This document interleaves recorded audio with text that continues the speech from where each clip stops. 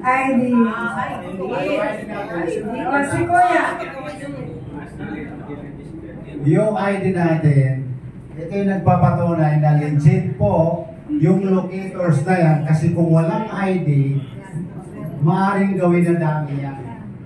Kaya nag-require po ako ng ID na to para maiwasan po natin yung dami na tinatawag.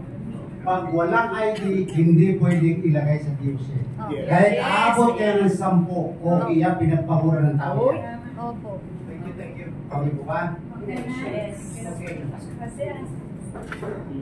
In addition po, tingnan natin, kahit 1,000 pa yung ID, at naniniwala ako sa leadership ni Sir Jojo at kay Bedang Concha, hindi ko yun babalihin. Kasi ang return yan is millions kung magpursige ka. Yes. Diba? So, that's it. Yan lang ang paniniwala namin. Since July kami nagtatrabaho with Sir Jojo, siyempre, tinatanong ng mga locators, ma'am, hindi kami, pwede bang magpunta kami? Ano bang identification namin?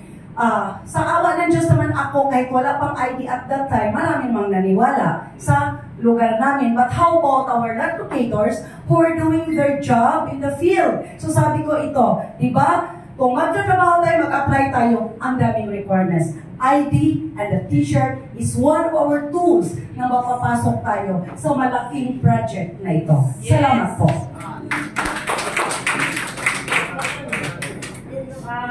Tama naman po yun eh. Alam niyo, isang locator sa Central Luzon, sa Region 3, wala siyang ID. Magbebenta sila ng lupa nila. Wala siyang ID. Ang ID niya yung as allocator ng power. Alam niya, sabi ng lawyer, saan ka kumuha niyan? Sabi niya, honorin ko ito kasi legit ito. Sabi ng attorney. Kaya, nagbenta sila ng lupa. Wala siyang ID. Isa lang siyang magwe-wetting. Sa totoo lang, tinatawanan siya. Sinasabing, sira-sira ulo dahil magwe-wetting niya. Sabi ko, hayaan mo sila. Sabi niya sa akin, Madam, nagamit ko yung ID kaysa lawyer sa pagbibenta ng lupa namin. Kaya sabi ko, hayaan mo sila. Natuwa man ako. Bakit? Maski magwe-wetting ka, milyonaryo ka someday. Yeah! Ano pa po? Madam, thank you po. Salamat sa lahat. Wala kang tanong, ma'am. Wala talaga ako tanong. Nag-umpisa ako sa project, alam ko yung pinasok ko. Salamat po ako sa inyo dahil nandyan ka po. Alam ko nandyan ka. Kaya, sige doon. Maiyak pa tayo. Sir Jojo, Ma'am Ben, salamat sa buong tiwala niyo. Salamat din sa buong tiwala ninyo sa aming mag-asawa. Mas lalo po sila. Yes po. Wala na akong tanong. Bakit ba ako magtanong? Sinabi na ni Sir sa akin na, Sir Jojo, salamat. Mahal. Salamat nga, Sir Jojo. Alam mo. Alam mo yan. Kaya sa lahat na naniwala sa akin, salamat po sa inyo. Iwasan natin yung ilaglag yung isa. Para lang gumulo yung sino kaninong tiyo. Ayaw kong ganun. Alam niyo, nung inayos namin, Sir Jojo, yung mga dokumento natin, ang daming ayosin. Wala akong pinipili. Pinupuntahan ko yung mga area. Kung sa anong grupo kayo, pinuntahan ko kayo. Magpasa kayo kasi wala pa akong naikarton sa team ninyo. Mami, alam mo yan, di ba? Kaya, kung maaari, huwag na tayo magtanong. Sinabi na, ilang beses si Jojo nagpaliwanag, sinabi na yan. Sa lahat na naniwala sa akin, ito yung team ko, ma'am. Ma'am Dorica, yung kapatid ko. Sir Gonzales, siya yung pinakamasipag po. 100 plus na yung yes po. May anak siya ng pulis at saka yung yes po. Ma'am Dorica, salamat. Sir, nagkalimutan yung pangalan? Pasalamat pala ako sa dalawang kapatid, yung asawa niya, si Jomar Libawan.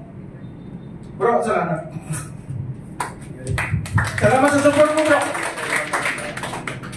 Tol, salamat tol sa tiwala mo sa akin to. Yan, kambal ko mo. Iwasan na natin magtanong. Tapos, hindi ako nagsalita dito para ako'y sisikat, hindi to.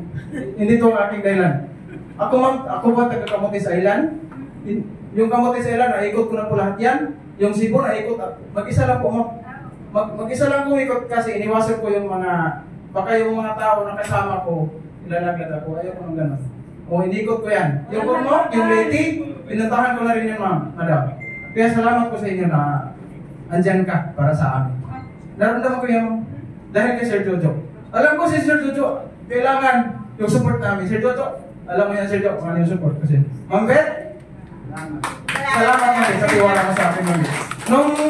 Nung nag-submit ako, Ma'am, yung entry ko sarili, 106 na entries ko, yung advice ni Sir Jojo, sabi niya, may kapatid ka ba dito? Yan ang kapatid ko, Mazunos Banyos. Hello po. Sabi niya, kunin mo siyang agent, baka mayroon silang mga tauhan na pwede nilang masama sa project. Sabi ko, sir, 100% sir, gawin ko yan. Hanggang ngayon, ma'am, 4 months na ako dito, hindi ko may Visayas. Pisyo ko yung pamilya ko. Alam mo ba, yung madam, yung bunso kong anak, sabi na pa, uwi ka na. Dahil si mama, miss ka na daw niya. Sabi ko, maghintay ka lang yan, maghintay ka lang, uwi ako. Siguraduhin ko lang na masabit namin kay Madam Kunsa yung interest namin. Yan ang sinasabi ko sa anak ko, ma'am, madam. Kasi, ang daming problema pinasok ko dito. Ang daming tanong. Kasi Ma'am Dorica, yan, ang daming tanong yan. Alam mo ba kung ang sagot ka sa'yo? Ngayon, mayroong mga latoners na nagsasabi kailan ba daw? Ang kukulit. Sabi ko, i-on mo lang lahat. On always your cellphone. Kasi pag tinawagan ka namin, ibig sabihin, tanggap yung entry mo. Kaya sabi ko, ma'am, kasi ang daming tanong. Ibig sabihin, naghintay lang siya. Kaysa marami ka pang, hindi talaga ako nagsabi na, May, June, ano mo, ayaw kong mapahamak dyan kasi nangyayari na kasi yan eh. Tapos yung, pasalamat po ako sa support ng, mayroon akong agent dito na 16. Kasama po sila, Sir Gonzales, Johnny. Siya po ang pinaka-wapo kong agent. Mayroon siyang entry mga pas. Kaya yung interest ko sa Visayas na 106, nalampasan. Mayroon ako ditong 250 interest. But coming, andyan, may marami pa yan. Kaya sabi ko sa kanila, sipag na tayo. Kasi alam ko, nandyan si Madam. Support sa atin. Sa Diyos naman, salamat po. Alam ko, andyan ka. Support ka sa amin. Yan lang po, sir. Yan po. Salamat po. Salamat po. Magpasalamat tayo kay Kuya Jojo kasi si Kuya Jojo mawawala na yan eh. Na high blood siya. Alam mo, ang first na therapy, mismo. Oo. Binasama niya sa bahay. Pupunta kasi ako sa VIP meeting ko 7 days. Na-stroke na siya, mild stroke. So, inano ako ng Panginoon, napuntahan siya. Kung hindi siya napuntahan, wala na si Kuya Jojo. Ayan, magsasalita si Kuya Jojo. Maraming salamat po sa inyong lahat sa tiwala sa lahat ng mga leaders Luzon, Visayas, and Mindanao. Unang-una po kay Madam sa tiwala po ninyo sa akin. Hindi ko po ito magawa mag-isa. Kailangan ko po kayo. Yes. Sa mga leaders na nandito sa ngayon, ay sobra-sobra po ang pasasalamat ko sa inyo. At sana po, sa leaders natin na hindi nakatin sa oras na to, sa meeting natin, paabot na lang po sa kanila Yes po. na nagpapasalamat po kami sa kanilang lahat. Karangalan po namin na kayo ay nandito sa meeting natin. Nagpapasalamat po sa inyo. Una-una kayo. Si Beth, may sasabihin sa inyo. Ang masabi ko lang sa inyo, salamat po sa inyong lahat sa full support ninyo sa aming mag-asawa. Always po, nakikita ko sa mga leaders, walang tulugan. Ating gabi, umadaling araw kami, nagdodokumento, at dyan po si Ma'am Terry, si Pastor, si Ma'am Lisma, sila always, andyan sila para sa amin. Walang oras po na pinipili, basta nag-uusap kami sa project po na binibigay ni Madam sa atin. salamat po, salamat. Wala na pagkakala. At saka alam po lahat dyan sa taas. Alam po ng corporation yan. Maski madaling araw, maski anong oras, lahat ng mga ginagawa nyo, nakamonitor po yan. Binabato ko lahat sa taas yan, alam na alam nila. Kaya sa tulong nyo, sa pagtutulungan natin, hand in hand, kapit kamay lang po tayo, awag po tayong atubiling mag-give up, nandito na ang blessing. Nandyan na sila lahat. Nandyan na po sila. Oo. At mayroon lang, inaayos lang na konti. Konti na lang. Konti na lang. Nandyan na po. Hindi na po tayo aabot next year. We will do all our best. This year, we will do it.